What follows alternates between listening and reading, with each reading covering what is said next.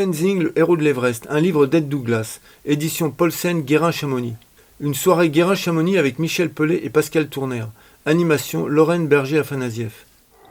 Et oui, donc j'avais vécu avec Benoît Chamou et l'Esprit d'équipe, notre sponsor, donc c'était les ordinateurs Honeywell Bull à l'époque. Et l'Esprit d'équipe, il voulait faire les 14 000 déjà, donc c'était en 88, il voulait faire ça sur 3 ans. Et Benoît Chamou, qui était un célèbre himalayiste français de l'époque, oui, on avait déjà fait quelques-uns, mais avec une équipe italienne qui lui préparait le terrain. Enfin, il était assez précurseur dans ce domaine. Et on peut dire que c'était un peu le début de la fin quoi, de l'Everest, mais on était parti dans le couloir Hornbagne. On a sorti le couloir Hornbagne, effectivement. Il y avait 10 grimpeurs pros internationaux, des Américains, des Tchèques, des Italiens, des Anglais, enfin bref. Et le caméraman Michel Parmentier, qui est resté là-haut, puisque à la 3e tentative, on est monté quand même sans ox, sans corde, à 8006. Sur l'arête ouest, et là c'était en fin d'après-midi et Benoît Chamou a eu l'intelligence de dire il est un peu tard quoi, et sans doute autant Michel que moi on l'avait un peu ralenti. En fait le but initial c'était on voulait arriver là-haut tous ensemble, puisqu'ils avaient réussi cet exploit en faisant la face sud de l'Annapurna. On se disait pourquoi pas le refaire là-bas. Bon, moi j'avais aucune expérience, j'étais très enthousiaste. Et c'est vrai que sans oxygène, c'est quelque chose qui reste très très difficile. Et on le voit bien aujourd'hui encore, puisque Kilian, qui est quand même un surmutant, lui-même a buté là tout récemment. Il voulait faire la traversée qu'avait faite Hornbagne et Hansold, en traversant par l'arête ouest, reprendre le Hornbagne. Et bref, oui, on voit bien que c'est une énorme différence et il faut vraiment insister là-dessus quand les gens ils vous disent je reviens de l'Everest. Alors déjà, la plupart du temps, ils reviennent du camp de base. Et après, il y a ceux qui sont montés au col sud, il y a ceux qui sont montés au sommet sud. Et puis, il faut faire la différence avec ou sans oxygène. C'est énorme, ça n'a rien à voir. Quand on prend l'oxygène, on descend de 2000 mètres, à peu près. Donc, ça devient 6000, quoi. Donc, les gens aujourd'hui, il faut savoir, il y a 11 000 ou 12 000 maintenant, peut-être personnes qui ont été mettre les pieds là-haut. Là-dessus, il y en a un peu plus de 200 qui l'ont fait vraiment sans oxygène. Moi, je serais tout à fait d'accord pour en fait qu'on comptabilise que ceux-là. Et tant pis pour moi, et tant pis pour toi, Michel, et tant pis pour Jean. Parce que non, c'est effectivement, oui, ça change vraiment la donne. On sait depuis Reinhold Messner et Peter Appler en 78, oui, que c'est possible. Tous les médecins étaient d'accord pour dire que ça ne l'était pas. Eux, ils ont eu la force et l'audace de le faire. Et oui, il y a le premier français, je crois que c'est Michel Metzger qui a dû le faire, puis Marc Battard qui a réussi à le faire très vite. Enfin bref, ils ne sont pas si nombreux que ça. Et puis parmi ces 220, je crois à peu près, on peut mettre en avant ceux qui ont fait ça en technique alpine par des voies nouvelles, des trucs très difficiles, mais peu sont vivants. Notamment les Tchèques là, qui avaient fait la face sud-ouest sans ox, en technique alpine, ils sont pas redescendus.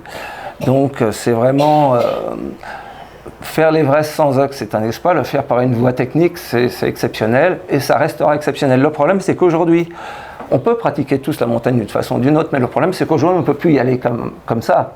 Parce que déjà, le côté chinois, ils interdisent de sortir des cordes fixes. Ça, c'est la nouvelle norme. Donc, il n'est plus question de faire une voie.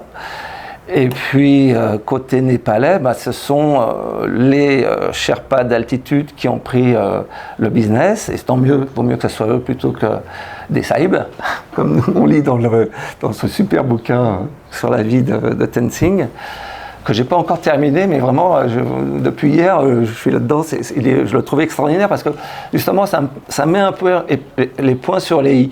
Parce que là, j'ai des amis, là, tout le monde parle de l'Everest. Alors, en fait, qu'on soit un voileux, qu'on soit bientôt Jeff Bezos, il va y aller. Enfin, ça devient n'importe quoi. Et à l'époque, même en 90, on n'était encore pas pleinement conscient quand même de l'impact. Je ne parle même pas d'écologie, mais même de l'impact sur les populations. Et ces Sherpas, bien sûr, exceptionnels. Déjà à l'époque, c'est eux qui faisaient tout le portage. Mais aujourd'hui, il faut savoir, oui, c'est juste un problème de fric. on prend 1, 2, 3 Sherpas pour porter les bouteilles, et puis à partir de 6002, le camp 2, hop, hop, hop, hop, hop. Voilà, ça n'a aucun intérêt. Le seul intérêt de l'Everest, c'est justement ce phénomène de manque d'air, tout simplement. Et c'est là que le corps, petit à petit, il faut beaucoup de temps, il va s'adapter. Et tout l'enjeu, il est là. Et c'est une transformation qui est réelle. Et quand on redescend, on a l'impression d'avoir des ailes. Maintenant, on redescend, il faut vite retrouver Bobonne, et puis on prend l'hélico. Voilà. Il faut savoir qu'un coup d'hélico entre le camp de base de l'Everest et Katmandou, pour retrouver l'hôtel 5 étoiles et la piscine, c'est $500, c'est moyen de vivre pour 1 an, quasiment, pour des Sherpas. Donc moi je trouve ça vraiment... Aujourd'hui on sait tout ça, quoi. Je trouve ça grotesque. Et puis faire une croix, tout simplement, on va faire des croix, je vois pas l'intérêt, quoi. J'ai une amie qui en revient, là, voilà, mais je vous assure, si vous faites un peu de sport, on peut tous y aller. On peut tous y aller avec l'oxygène. Ça n'a aucun intérêt. Pourquoi pas comptabiliser les gens qui sortent de la télécabine de l'Émile-Midi, hein. Pour certains, c'est un exploit. Moi, j'ai vu des gens faire une demande en mariage pas dans le vide. C'était pour eux exceptionnel. Donc, chacun met son challenge à son niveau. J'adore d'ailleurs Christine Janin, le nom de son association, à chacun son Everest. C'est tellement vrai. Voilà. Mais l'Everest n'en a qu'un. C'est le seul sommet où on peut retrouver cet état de conscience super altéré, et c'est dommage de s'en priver parce qu'aujourd'hui ça n'est plus possible d'y aller dans ces conditions naturelles, quoi. Donc parce que ça se fait plus, parce que j'étais au printemps dernier, par là, il y a 1 an, remonter la vallée du Khumbu, c'est un ronronnement permanent d'hélicoptères. On en est à souhaiter qu'il fasse mauvais temps pour qu'ils ne soient pas à tourner au-dessus de nos têtes. Et puis c'est devenu la norme, hein. Alors, soi-disant, oui, ça va éviter la dangerosité de l'icefall pour les Sherpas, c'est pas vrai. C'est les Sahibs encore qui vont aller directement au camp 2, parce que de toute façon, ils se sont préparés à la maison en caisson Hippobar. Donc, ils arrivent là-haut, et puis très vite, il faut le faire, quoi. Il faut faire la croix pour pouvoir dire en rentrant qu'on l'a fait. Et voilà, je suis un peu en colère, vous voyez, parce que j'ai vécu 2 expériences. J'ai vécu 2 expériences exceptionnelles, et ce n'était dû qu'à le temps que nécessite un sommet de cette altitude. Et puis ce temps permet une immersion très lente, très progressive, et on a l'impression, petit à petit, oui, au fil des semaines, d'être en osmose avec le milieu, de ressentir les éléments autour, et puis oui, c'est bien de prendre son temps quand même de temps en temps, c'est exceptionnel, on ne va pas y aller 20 fois, faire ces choses-là. Alors, quoique, on voit aujourd'hui cette Norvégienne, super championne de ski de fond, etc., elle a failli faire la nique à Nimsdale quand même en allant plus vite que lui. Finalement, c'est uniquement parce qu'elle n'avait pas eu les autorisations qu'elle n'a pas été plus vite que lui. Et là, quand même, elle a été maligne, puisqu'elle vient d'enchaîner les 2 sommets qui lui avaient été refusés d'un point de vue administratif. Et donc, il l'avait privée d'être la femme la plus rapide, l'être humain le plus rapide sur les 14 000. Et là, vu qu'elle a fait les 2 administrativement compliqués, elle enchaîne sur tous les autres à nouveau. Elle refait une nouvelle boucle et elle va sans doute pouvoir faire ça en 6 mois. Et il faut savoir que c'est une entreprise, il y a 25 Sherpas qui travaillent pour elle, ils font la trace, elle va d'un point A au point B avec l'hélicoptère. Enfin, on n'est plus du tout dans la même histoire, quoi. Et ça reste quand même extrêmement dangereux, parce que la montagne, ça restera toujours dangereux. Mais c'est un super stade pour gens ultra aisés. Et oui, je sais pas, c'est autre chose. Un peu aux sources. On va revenir à Tenzing quand même, un peu aux sources, parce que lui, il a très vite compris que le seul moyen de s'en sortir dans sa vie, c'était l'Everest. Et c'était justement de participer à toutes ces expéditions. Et il a fait 7 tentatives avant d'arriver au sommet d'ailleurs. Et voilà, je vais dire juste au début, là, dans l'introduction. Quand je l'ai rencontré pour la première fois, il était déjà le plus distingué de tous les Sherpas. Ces habitants des vallées des montagnes autour de l'Everest, devenus célèbres comme porteurs de haute altitude des expéditions himalayennes. Plus que des porteurs, ils étaient en fait proches des guides tels qu'on les connaît en Europe, c'est-à-dire l'aristocratie du métier. Tenzing était déjà une célébrité. Il n'était pas seulement le sirdar, une sorte de majordome de l'expédition de 1953 à l'Everest, mais s'était montré aussi capable que n'importe quel Européen d'atteindre les plus hauts sommets. Fait significatif, il ne grimpait pas simplement pour l'argent, comme la plupart de ses compatriotes. Il était animé par un authentique désir d'alpiniste d'atteindre le sommet d'une montagne, parce qu'elle était là. Ce livre montre clairement à quel point c'était une réussite en soi. Tenzing était né défavorisé au sens matériel à un degré presque inimaginable dans nos sociétés occidentales.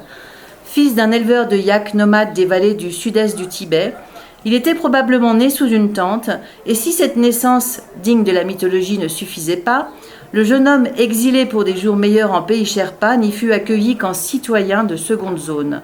Être un immigrant tibétain du Nord n'était pas le meilleur des viatiques dans le cercle très fermé des Sherpas. Pourtant, lorsque je le rencontrai pour la première fois en 1952, il était déjà un prince parmi les Sherpas, une star qui attirait tous les regards. Il avait atteint cette position éminente par la force de sa personnalité, par un professionnalisme extrême et par une capacité exceptionnelle à s'adapter au monde en général. Il s'était facilement lié avec des étrangers britanniques, suisses, français et américains, était devenu l'ami de beaucoup d'entre eux et avait facilement adopté certaines de leurs habitudes. Sans être jamais sorti du sous-continent indien, cet homme qui n'avait jamais vu la mer était déjà un vrai cosmopolite. Ouais, on découvre dans le livre en fait qu'il a eu un destin assez incroyable, Tenzing.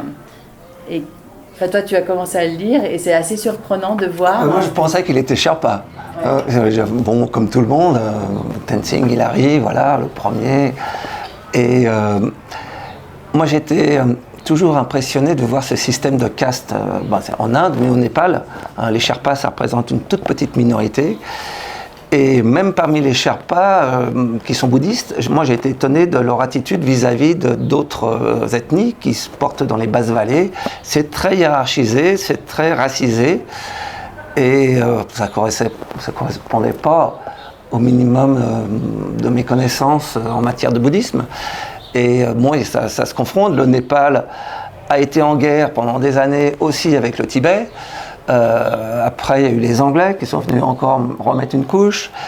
Et c'est vrai qu'il y a aussi des gros problèmes d'une ethnie à l'autre. Et même si, alors Jeanne pourrait étayer mon propos parce qu'elle est spécialiste, mais il y a eu plusieurs déplacements de population depuis le Tibet vers le Népal, au 12e, au 13e, au 17e. Et on les appelle tous Sherpas vu d'ici, mais là-dedans il y a les Gurung, il y a les Tamang, enfin il y a multiples expis. Sherpas, c'est ceux de l'Est. Sherpas, voilà, c'était les anciens Kampas. Et du Kham, voilà, qui récemment, là encore, étaient considérés comme les bandits. Et voilà, c'est toujours les révoltés, bon. Et ce sont les plus pauvres qui sont chassés d'un coin et que l'on empêche de descendre dans les vallées plus riches en bas. Donc, heureusement, les pommes de terre sont arrivées, ça a un peu sauvé tout le monde, mais pendant un moment, c'était vraiment des gens très très pauvres. Moi, j'étais choqué l'an passé de me faire... qu'on me demande de l'argent dans les rues de Kumujung, parce que j'avais eu ça au Maroc, mais pas là-bas. Et puis à côté, je voyais les DZ, plusieurs DZ d'hélico par petit village. Je me disais, mais on marche sur la tête. Alors je suis sans doute quelqu'un de très naïf, mais j'espère le rester d'ailleurs. Et non, je trouve ça choquant, effectivement. Donc, je suis tombé sur une femme, elle me dit, je suis dans la panade, mon mari s'est fait écraser par sa charge, il faut que je scolarise ma fille. Ah bon, bah oui, j'avais rien sur moi, j'avais laissé pour à l'hôtel, au lodge. Je me suis dit, je vais repasser la voir quand je redescendrai, puis on est pas repassé par là, et j'y retournerai la voir cette femme, parce que ça m'a choqué. Ah oui. Ils n'ont pas de système d'assistance entre les Sherpas ou quelqu'un qui... C'est pas la compagnie des guides de Cham, non. Non, mais je pensais qu'il y avait quelque chose quand même. Il y a sans doute Nanouche, peut-être tu pourrais nous... Non, il n'y a pas de caisse de secours, il n'y a rien. Donc c'est les familles, beaucoup, mais des fois il y a des tensions comme dans toutes les familles. Donc non, c'est un peu compliqué. Et cette femme, on voyait, elle avait eu son lodge, mais là, elle n'arrive même plus à l'entretenir, elle était en survie totale. Alors Kumjun, c'était quand même le village riche, au-dessus de Namche Bazar, magnifique. C'est un lieu exceptionnel. C'est là où Tenzing habitait. C'est là où Tenzing, et c'est là où il arrive à monter son école. Et la gamine, elle voulait aller à l'école. Voilà, elle était super mignonne. Moi, je l'avais croisée dans la rue. Je me dis, il faut absolument que je la retrouve, cette gamine, tellement elle est belle que je lui fasse ce portrait. Puis bon, finalement, c'est sa maman qui m'appelle. Donc, oui, c'est ça. Aujourd'hui, ce qui me choque le plus, c'est en fait, rien n'a changé. Les Sherpas, les Népalais sont toujours dans la misère. En plus, il y a eu le Covid. Avant, il y avait eu le tremblement de terre. C'était une catastrophe. Quand vous allez à Katmandou, vraiment, c'est la misère.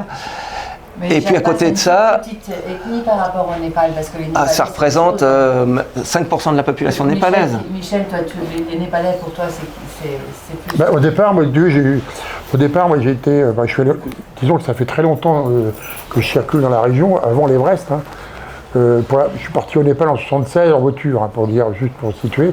Après, le Népal, j'ai découvert le Népal, pas seulement le Khumbu, en circulant un peu dans tout le Népal. Et puis ensuite, en ce qui concerne l'Everest, au départ, je ne pensais pas y aller vraiment. Et puis c'est au moment où, en 1990, Marc, Éric Decamp, pas toi, mais toi tu étais déjà dans l'expédition. On était payé pour y aller. On était payé pour y aller, voilà, t'as bien fait de le dire. C'est sans doute pour ça que je suis allé à l'Everest, tu serais allé. Et vous n'aviez pas payé pour y aller, quoi. Pardon ? Non, vraiment pas. Non, mais même en échange de rien, je ne sais pas si j'y serais allé. Mais c'est vous les guides. non, mais en fait, c'était pas un but. Non, mais en réalité, pour moi, c'était pas un but d'aller sur ce sommet par rapport à tout le Népal que j'avais circulé entre 76 et 90. Mais l'opportunité a fait que, étant beaucoup dans ce pays, j'ai accompagné énormément de groupes dans les pays Sherpas ou ailleurs ou d'autres. Il se trouve que dans le giron des alpinistes, on va dire, il y avait, c'est Éric Decamp qui m'a quand même proposé de venir avec vous. Hein. Parce qu'il y avait beaucoup de monde. C'était Éric qui était le chef d'expé. Toi, tu viens comme photographe, Jeannin comme médecin, moi comme je sais pas trop quoi. Et guide. Hein guide par exemple. T'étais supposé être mon guide, mais je t'ai pas croisé là. Et puis j'ai fait autre chose. Non, et on était beaucoup, il y avait 17 personnes. À l'époque, Marc, il voulait dormir sans oxygène au sommet. Il avait déjà fait en moins de 24 heures l'ascension sans ox, en 88. Et là, son but, oui, c'était dormir au sommet sans ox et le lendemain redescendre au col sud et remonter sur le Lhotse. C'était donc en 90, c'était assez précurseur, puisqu'aujourd'hui, ça se fait. Ça s'est beaucoup fait là récemment, avec oxygène par contre. C'est vrai que Marc, par contre, il a toujours circulé sans oxygène. Hein. Ah oui, ça depuis toujours. Et il a une physiologie et puis surtout un caractère, c'est une teigne. Moi je l'ai vu. Un peu difficile. Mais moi je l'ai vu vraiment se mettre à l'envers. Moi j'ai eu la chance de croiser un Sherpa vers 8005. Et Marc, on était parti quand même du camp 3 à 7003, donc ça faisait quand même une belle bambée. Christine, elle s'est arrêtée au col sud pour chercher de l'oxygène.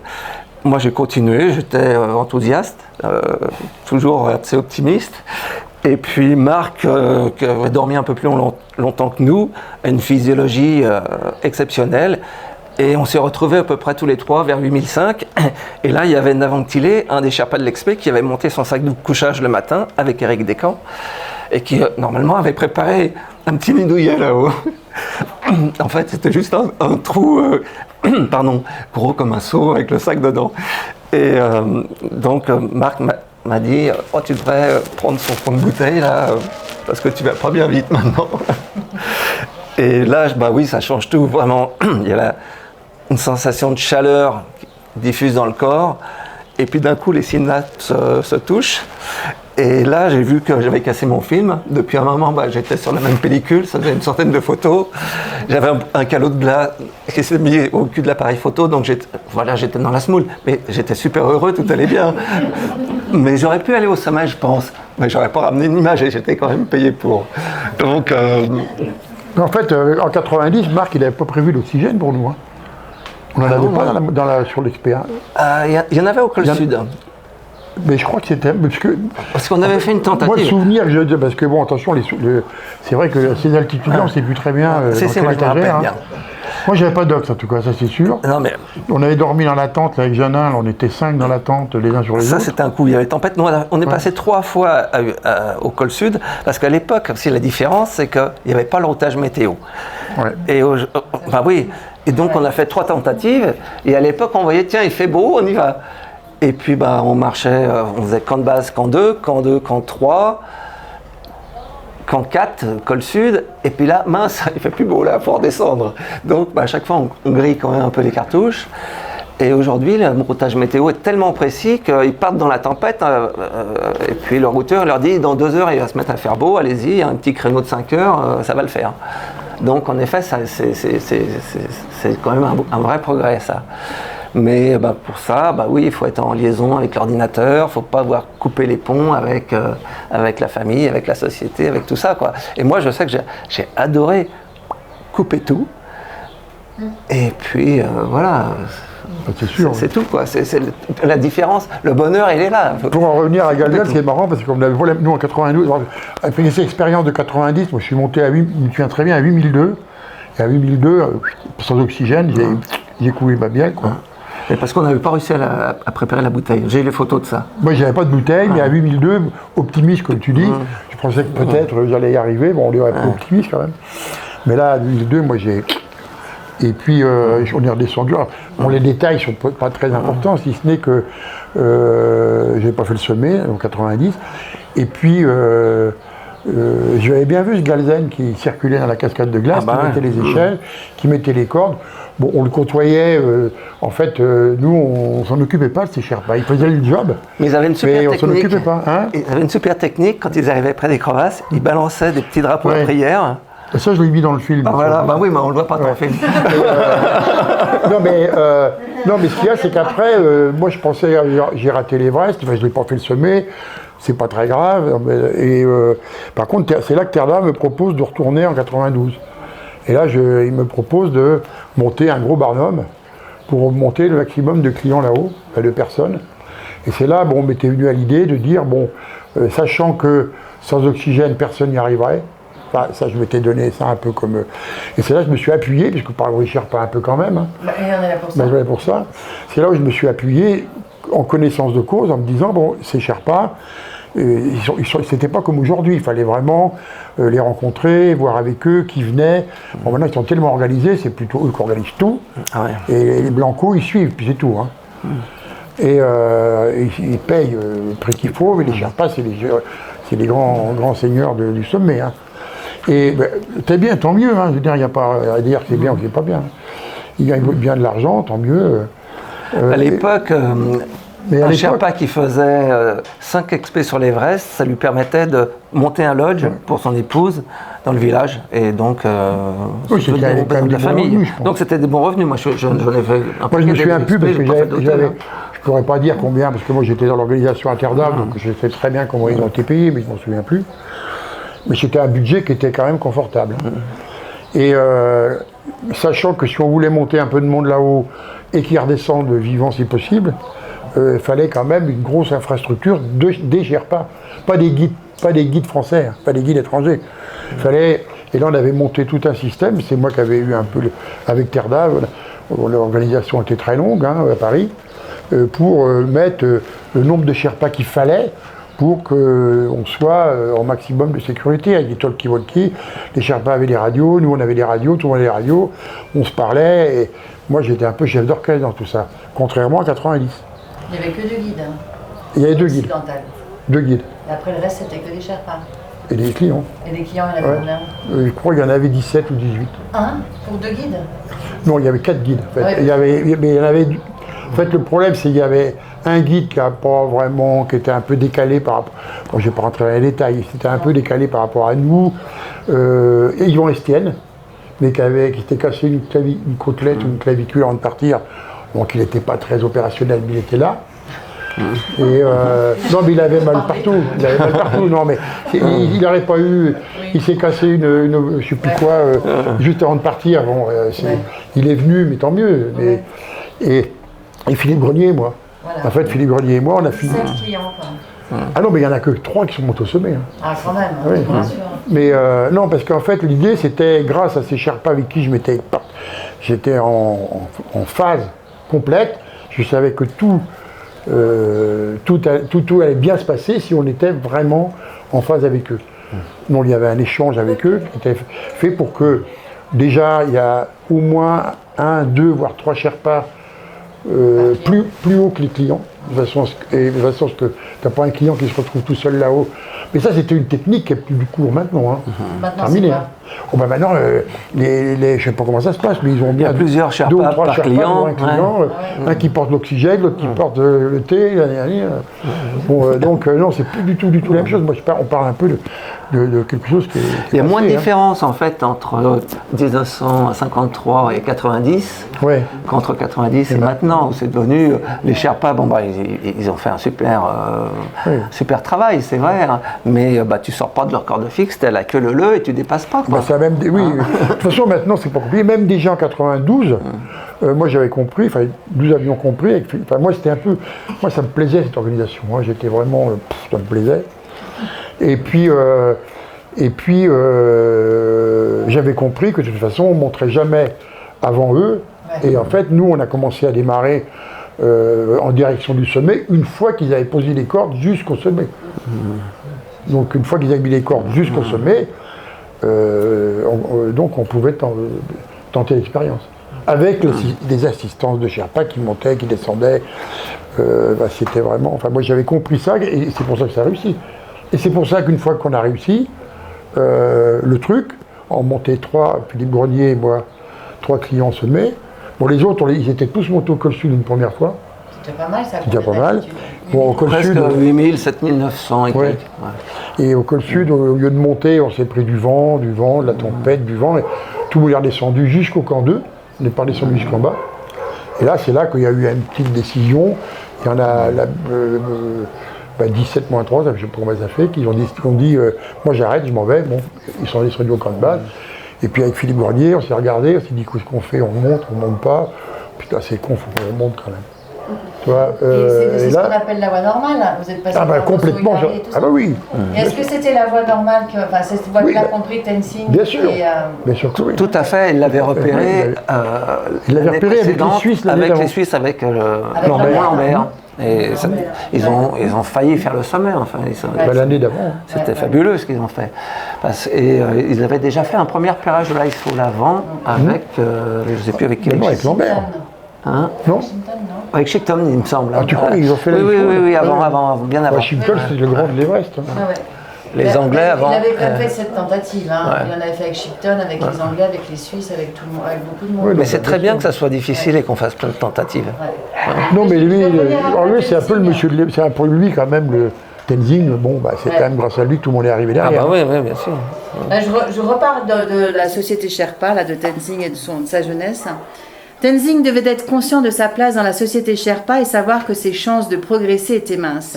Il n'était pas l'un de ces riches Kampa qui pouvaient espérer épouser une Sherpa issue d'une famille établie. Ses enfants avanceraient dans cette voie, mais son seul horizon, à lui, était d'aider son père à rembourser ses dettes, d'acquérir une maison et un peu de terre. Pendant les fêtes, quand le Chang, la bière locale, émoussait la politesse Sherpa, son allure, son intelligence et son charisme devaient irriter des hommes mieux nés, mais moins gâtés par la nature. Avec son 1,73 m, Tenzing était plus grand que la plupart des Sherpas et moins trapu. Il devait être loin de parler couramment le dialecte Sherpa à son arrivée et son tibétain restait marqué par l'accent de Karta. On les appelait les Kartawa, les gens de Karta, explique Dorje Lato. Tenzing pouvait être toléré, pas intégré. L'ironie est que s'il s'était installé définitivement dans le Khumbu, ses enfants et leurs enfants seraient devenus au fil des ans de vrais Sherpas, mais Tenzing serait resté un paysan, grattant sa terre et n'aurait jamais connu la célébrité. La date de son arrivée dans le Khumbu est incertaine. Norbu Tenzing, le plus âgé de ses fils encore vivants, pense comme d'autres membres de la famille que Tenzing avait environ 7 ans, peut-être moins. Dolka Marpa, la domestique de Tasawa, affirme qu'il était adolescent et avait peut-être 14 ans. Il a peut-être fait des séjours dans le Khumbu comme saisonnier avant de s'y installer plus tard, quand son père l'a mis au service à Kunjung. En fait, on se rend compte que tout est flou, hein. Les naissances, les lieux, les dates. Mais Tenzing, en fait, est tombé amoureux d'une Sherpani et qui ne faisait pas partie de sa société, Dawaputi. Et en fait, pour pouvoir vivre sa relation, il est parti à Darjeeling avec elle. Ils se sont sauvés. Elle s'est échappée. Ils se sont sauvés. C'est aussi, enfin, faut expliquer Darjeeling aussi pourquoi les Sherpas, enfin, aller à Darjeeling à l'époque, c'était parce qu'il y avait les Anglais.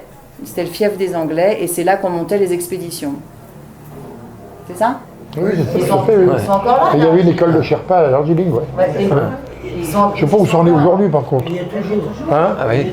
Il y a toujours? D'accord. Voilà. Et donc au début de 1935, il épouse Dawaputi, cette femme dont il est amoureuse, et il commence à être accepté par la communauté Sherpa, même si le couple avait espéré que Sepapurda, le père, reviendrait à de meilleurs sentiments à leur égard. Et ils furent déçus, son père l'a totalement renié, se souvient leur fille Nina Tenzing Galang. Elle n'a jamais reçu le moindre héritage. Au lieu de cela, le mari de sa sœur Nini a été accueilli dans la famille pour hériter de la richesse de Sepapurba. La brouille qui en résulta entre Ang Tsering et Tenzing ne fut jamais complètement oubliée.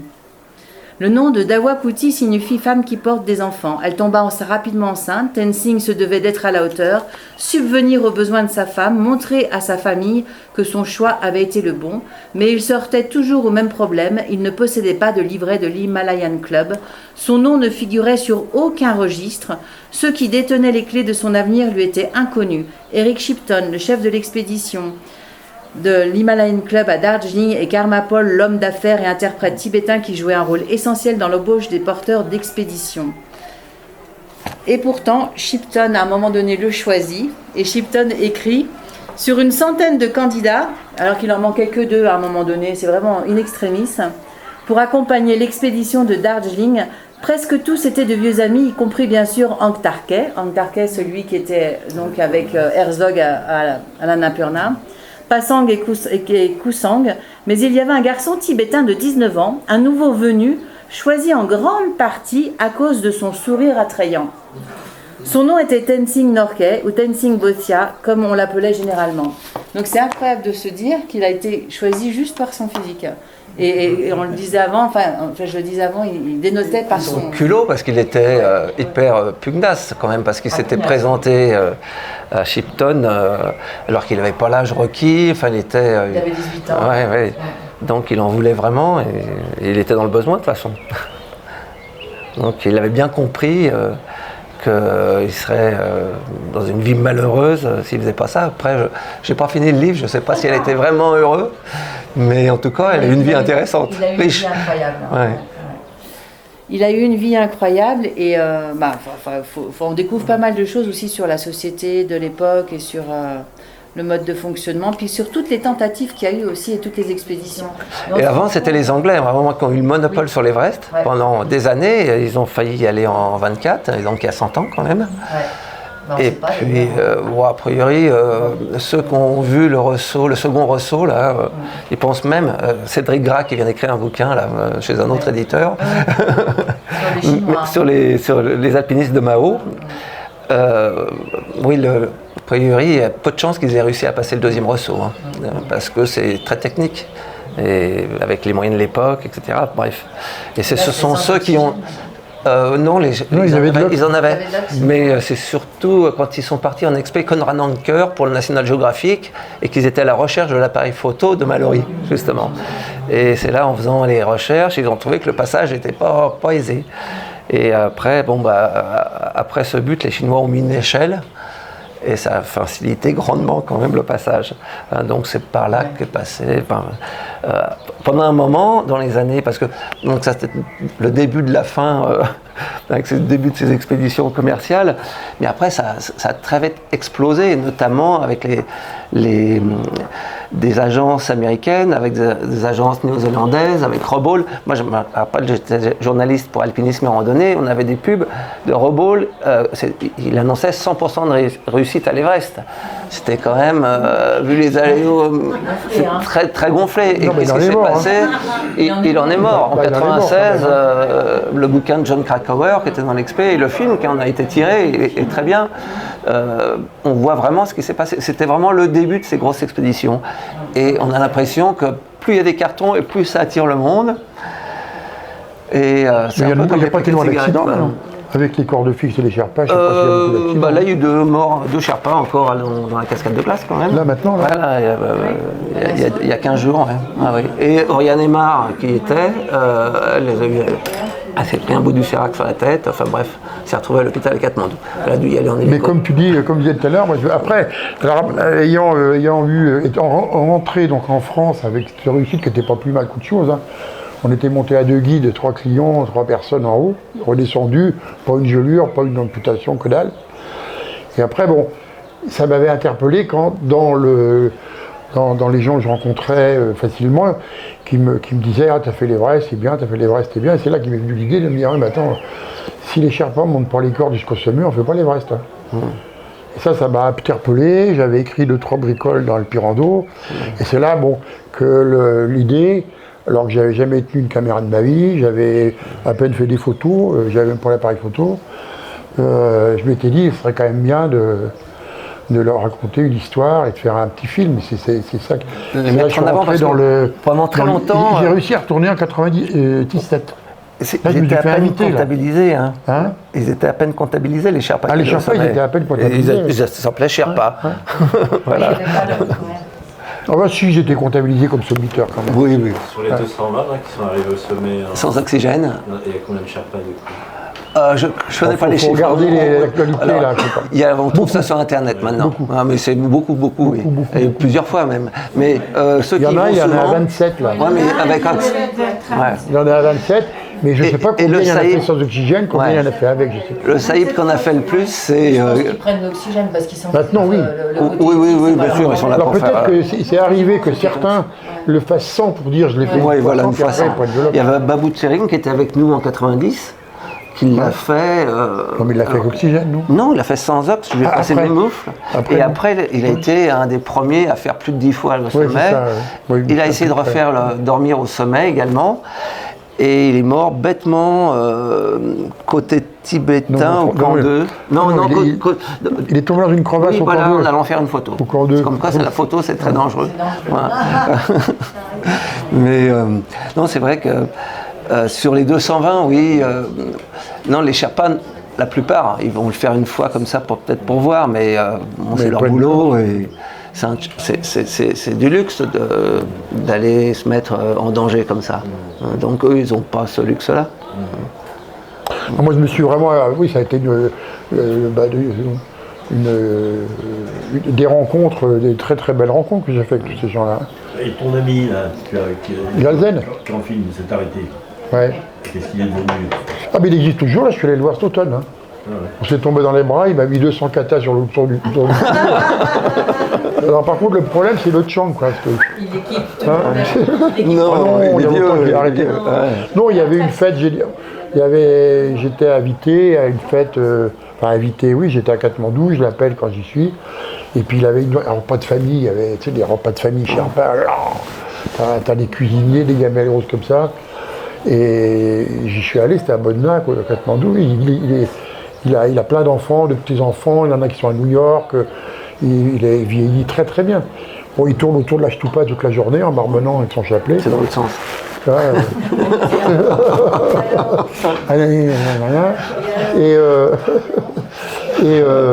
Et bon, c'est une belle rencontre, Galzen, pour moi, une très très belle rencontre.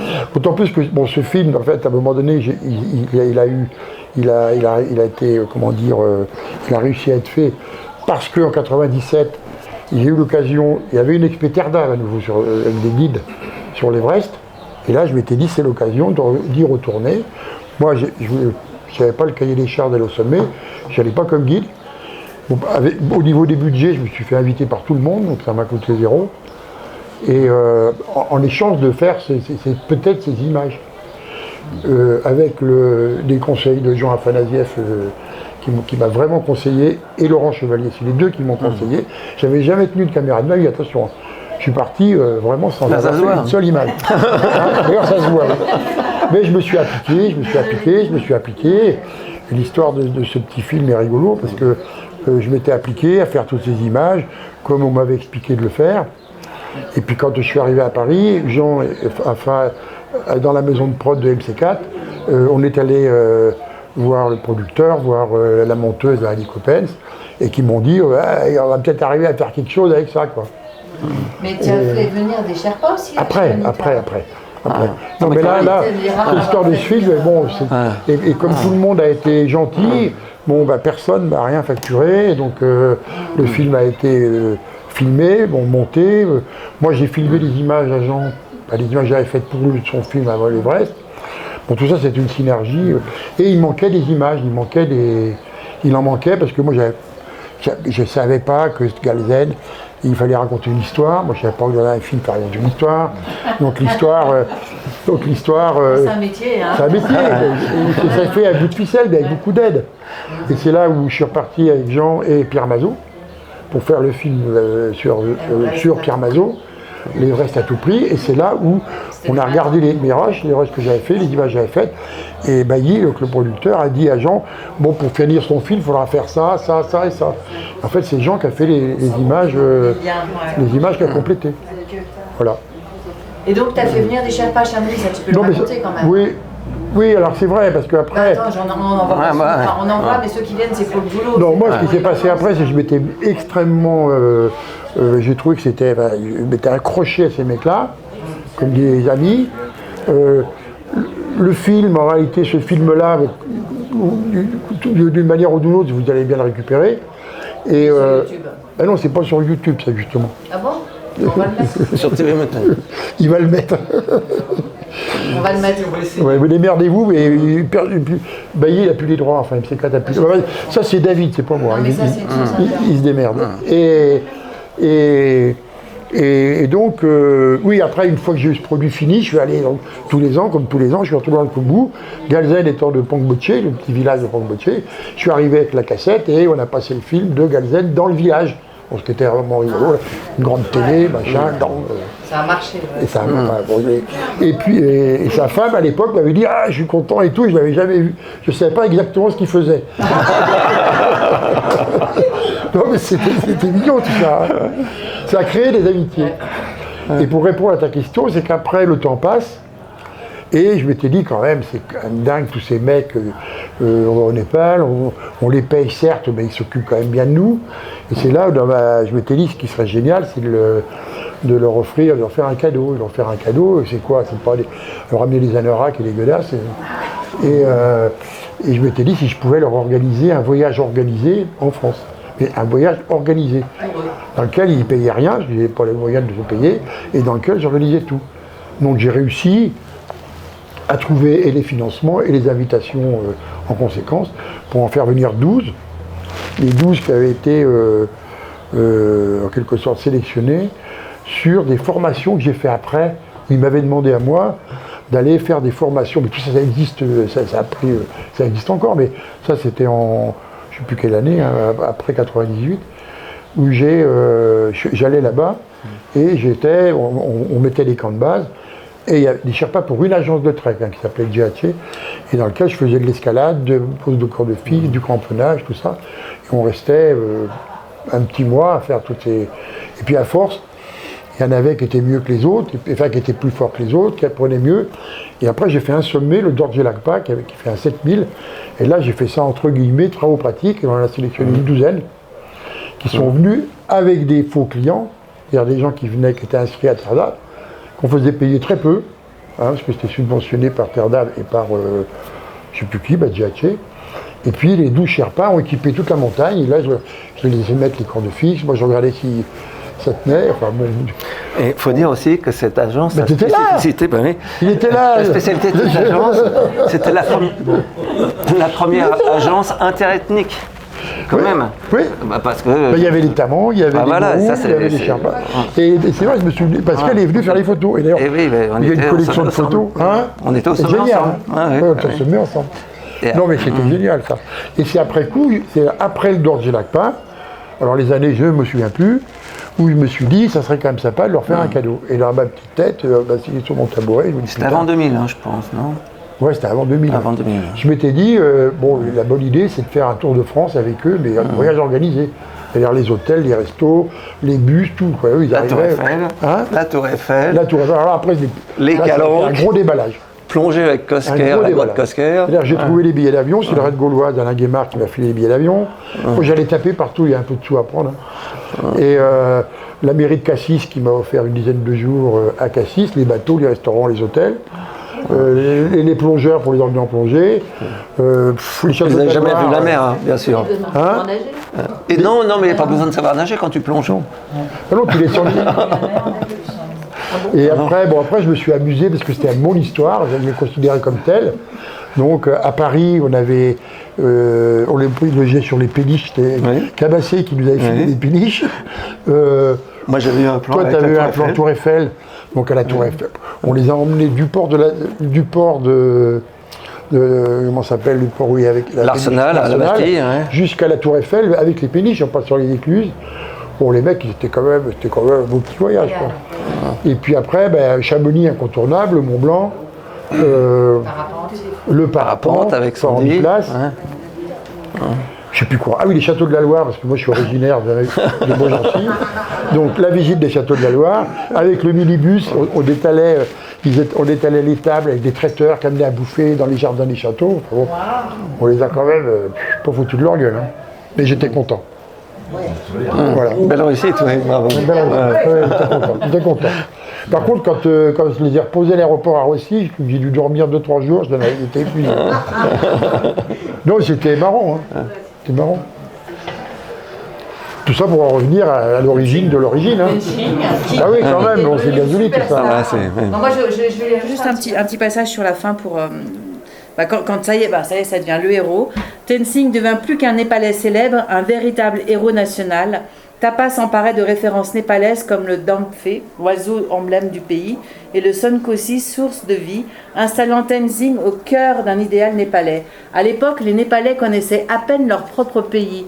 Sa beauté et sa richesse culturelle étaient inconnues des sujets privés d'éducation. Il n'y avait pas de livres et personne en dehors de l'élite instruite n'aurait pu les lire de toute façon.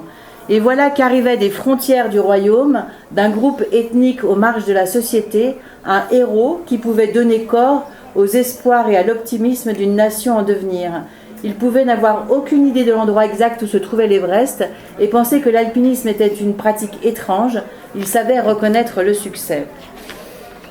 Et puis pour la petite histoire, donc il est devenu vraiment un héros comme un dieu, quoi. Et il a pu communiquer. Tandis que Ang Langmu, Pen Pen et Nima se précipitaient vers Katmandou, donc ses enfants, Tenzing se trouva confronté à un nouveau danger déconcertant qu'il n'avait jamais eu à affronter dans les montagnes, la célébrité. Les relations de l'expédition avec les médias étaient compliquées, comme déjà sous Herzog, j'imagine.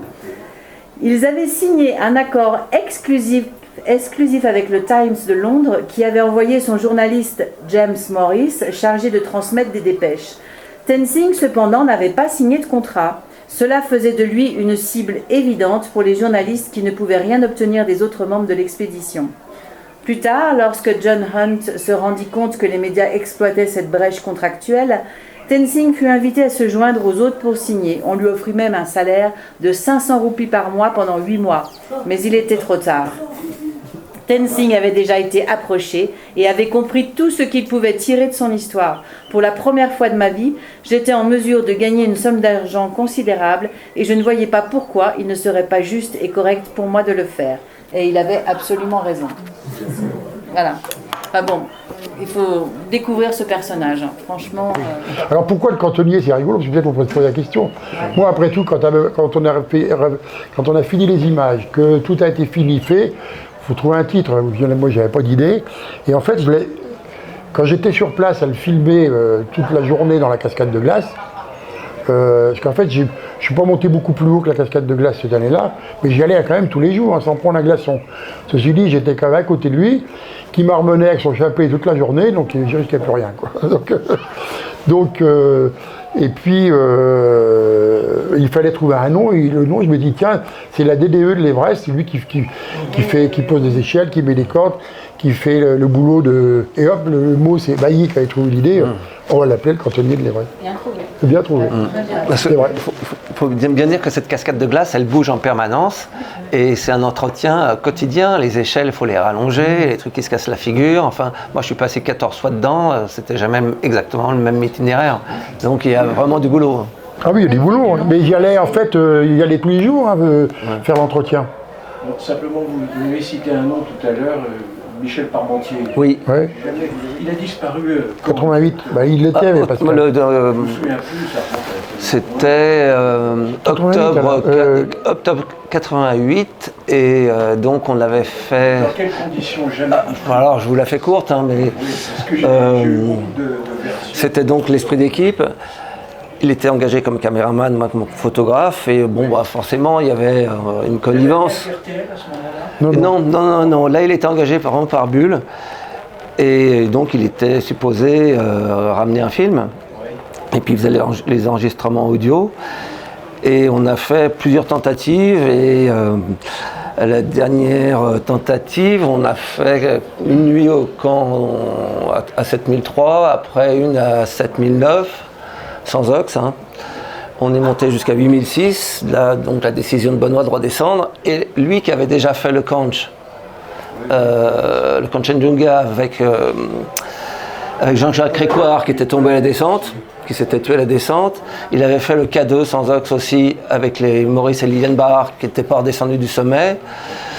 Bon, mais il avait une certaine baraka quand même, c'était pas un super technicien alpiniste, mais il tenait debout quand même, et puis il avait un gros moral. Et donc on a repassé une deuxième nuit à 8000 sans ox, et là on n'était plus que 4. Il a demandé à chacun qui voulait repartir le lendemain. Moi je vomissais, Benoît vomissait, Yoska vomissait, on était bien atteints déjà. Et lui, j'ai appris plus tard, en fait, il prenait des petites pilules pour la tension artérielle, etc., qui lui cachaient un peu les alarmes, quoi. Nous, on était dans le rouge et lui, il s'en rendait pas compte. Et le lendemain, la tempête arrivait, il commençait à neiger, et le couloir, il fait 2700 mètres, c'est un couloir d'avalanche. Donc, il fallait se tirer au plus vite. Benoît est resté un bon moment à essayer de le convaincre. Et lui, alors, on l'a retrouvé après... sur son corps qui a été retrouvé par une autre expédition catalogue, on a retrouvé la cassette audio, la cassette vidéo, donc bien sûr très émouvant pour tout le monde. Moi je suis redescendu dans la tempête limite, et je me suis occupé d'aller voir les parents, en faisant des projections, des photos et expliquer comment ça s'était déroulé, quoi, parce que les parents ils comprennent pas bien quand même ce qui se passe là-haut. Et non, oui, il est encore là-haut. Parce qu'on redescend pas un paquet et on peut pas convaincre. Moi, il avait 10 ans de plus que moi. On a récupéré l'année suivante, non? Non, bon, on n'en fait rien. Le corps, il est là, quoi. Le corps? Non, pas du tout. Non, le corps, il n'a jamais été récupéré. Ah non, il y a une petite stèle au parking à Hongbuck, mais c'est tout. On peut... De quoi? De malaise cardiaque? Non. Alors moi, je l'ai vu. Il y avait Nikon, il m'avait passé un super téléobjectif. Donc moi, je suis redescendu vraiment limite. Et depuis le camp de base avancé, avec mon 800 mm, je l'ai vu repartir du camp à 8000, donc la teigne, hein, vraiment. Et puis, là où quand l'Unbahn devenait un peu plus raide, un peu plus étroit, là, les nuages l'ont enveloppé, et là, je l'ai perdu. Et puis, tout le couloir était chargé de neige fraîche, et c'était un pétard, en fait. On mettait les pieds dedans, puis nous, on avait l'expé, les camions chinois venaient nous récupérer le lendemain. Donc, il n'était pas question. Et j'ai compris beaucoup plus tard, j'ai eu du mal à réaliser ça sur le coup, mais c'était ma première expérience. Il avait, lui, l'expérience et il voulait tout simplement faire la traversée. Et ce qu'il y avait de l'autre côté, il y avait l'expédition Bâtard, il y avait Jean-Marc Boivin, il y avait Metzger, et il savait qu'il pouvait s'échapper par le côté népalais. Et ça, il ne me l'avait pas dit. Et moi, je pense qu'on aurait pu atteindre le sommet. Mais je suis heureux d'avoir remercié quand même Benoît Chamou d'avoir pris cette décision-là. Je sais que dans l'euphorie de l'époxy, j'avais chaud, j'avais largué mes moufles, j'avais plus d'eau donc j'avais posé ma thermos, il n'y avait pas de corde. On aurait atteint le sommet au mieux donc de nuit. Et là-haut, il n'était pas question de redescendre par le même itinéraire, parce que c'était, on a vu Marco Siffredi, qui avait réussi le Norton, le Hornbein, il n'en est pas sorti. Donc oui, je n'avais pas pensé à cette idée de traversée, oui. On va traverser très haut quand même, il fallait déjà sortir du couloir. Non, il fallait passer par le sommet. Ah, par le sommet, C'était oui, par le sommet. Donc après, il fallait être sûr qu'il y ait des cordes sur le ressaut Hilary. Il y a eu un livre de fait chez Lafon où on parle un peu de ça, oui, enfin de trois des experts de l'esprit d'équipe. Ça s'appelle l'esprit d'épique. Voilà. Ah, c'est ça, oui. D'épique. Ouais. Mais. Non, moi, Michel, je l'ai connu au camp de Zunga en 81. Je le connais. Hein? Oui, non, c'était un type. Enfin, Il engageait quand même beaucoup. Il engageait trop, il engageait beaucoup. Hein. c'était un type extrêmement sympathique, mais très spécial. Ouais. Moi, je me rappelle, il m'avait engueulé parce que. On s'entendait bien, mais. Mais il avait l'expérience. Et quand il m'a demandé est-ce que tu veux repartir avec moi demain, bah déjà, on a vu l'information à la radio comme quoi la tempête arrivait. Et puis, oui, je voyais qu'en général, c'est lui qui redescendait tout seul quand même. Donc, non. Quand ils ont refait l'expo au K2, moi j'étais au camp de Zunga, mais ils sont partis, Jean-Jacques et Michel sont partis du dernier camp pour faire le sommet, vite fait d'ailleurs. C'est un exploit. Oui, c'est une première alpine. Jean-Jacques et Michel l'ont fait très vite, sans oxygène, c'était en 81. Moi j'ai coulé une bielle à 8000 à peu près. Il n'y avait pas d'ox, il n'y avait pas de corde, enfin bon. Voilà. Et puis Jean-Jacques est tombé à la descente, Michel est rentré tout seul. C'est-à-dire que pendant un moment, on est monté en direction du seul qui descendait. À ce moment-là, on ne savait pas lequel des deux était vivant, mais il n'y en avait qu'un. Parce qu'il y avait bien ce mec qui descendait tout seul, et c'était Michel. Et qui nous a demandé, je me souviendrai où est Jean-Jacques, si tu ne sais pas, on ne sait pas. Voilà. Et après, Physique d'enfer, parce que non, c'était le mental. Ouais, c'était vraiment le mental. Ouais, mais enfin, il marchait quand même. Ouais. Et en réalité, quand ils sont partis au K2, moi, on rentrait du camp, et c'était je ne sais plus dans les années, et les années 88, il est mort. Ah oui, c'est ça. Hein. 88. Nous, 81, c'est ça, 81 Scanch. Et quand il a remonté l'expé avec, alors là, il y avait Maurice Barrard, il y avait Liliane, il y avait la polonaise Wanda. Bon, moi, il m'avait pressenti pour retourner avec eux au K2. Et moi, ça m'ouvrait sans arrêt, j'en ai un peu marre. Et ça a été un drame, le K2. Vraiment, ils sont nombreux à être restés là-haut cette année. Et moi, le paradoxe, c'est que c'est Benoît Chamou qui l'a sauvé par radio, dans le brouillard, dans la tempête, en l'indiquant, tu vas voir, il y a un moment où tu vas trouver, il y a quelqu'un qui a pissé là, il venait d'en descendre, et c'est là que se trouve l'entrée du couloir pour descendre. Et il l'a guidé par radio, et puis, paradoxalement, en 88, c'est dans l'expé de Chamou qui plante quand même l'expé, et c'est sur le Canch ensuite 95. Que Benoît disparaît. Et là, j'étais avec une expé de Terre d'Ave, toujours avec des clients, pour essayer le camp. C'était un peu une folie de monter là-haut avec des gens. Enfin, on a tenté le coup. Et j'étais en radio avec Chamou, jusqu'à ce qu'il ne parle plus.